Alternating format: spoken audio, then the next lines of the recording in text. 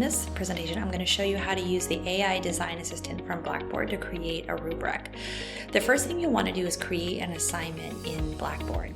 Down here, I have an assignment called Learning Log 2, and I'm going to use this to create a rubric using the AI Design Assistant.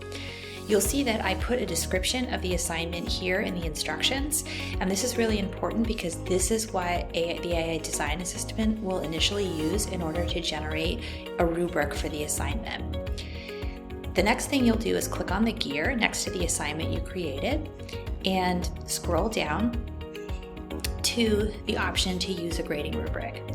You click on Add Grading Rubric. You can see here ones that I've already created. That's also an option if you don't want to generate a new one. You can create one from scratch on your own, and for our purposes, we're going to create Generate to get that AI Design Assistant. So when I click that, you'll see that it's spinning a little bit, and it's going to generate a rubric for me.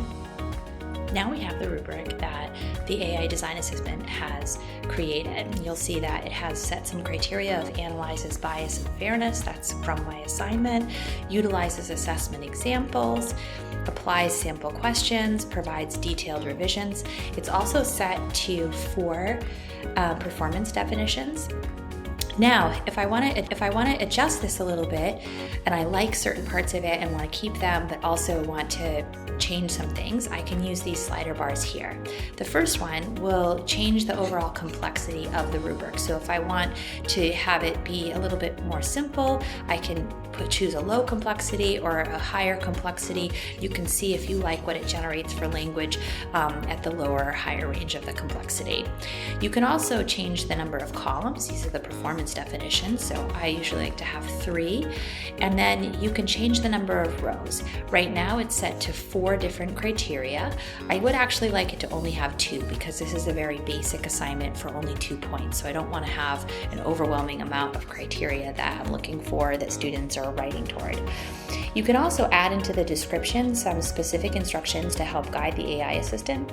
So I want my rubric to actually be a little bit more general so that I could potentially use it for other assignments that weren't focused as narrowly as this one is, so other learning logs. So I'm going to choose the criteria are utilizes assessment examples and professional presentation. And then I'm going to click Generate and get a new version of the rubric. And you can see that it took these criteria that I had set and it used those to create the rubric. Now you can also choose the rubric type if you want to have this be a points range points or points range type rubric, and you can go in and edit things to fine tune the rubric as well. Continue, and then you can go in and edit if you want to fine tune the language in here or change the percentages. If you want to change the labels up here, anything is editable, or the overall weights of categories. Then when you're all done, you click Save. It's going to come in your list of rubrics. You click Add, and then you'll see that it's been added to this assignment, and you can click Save.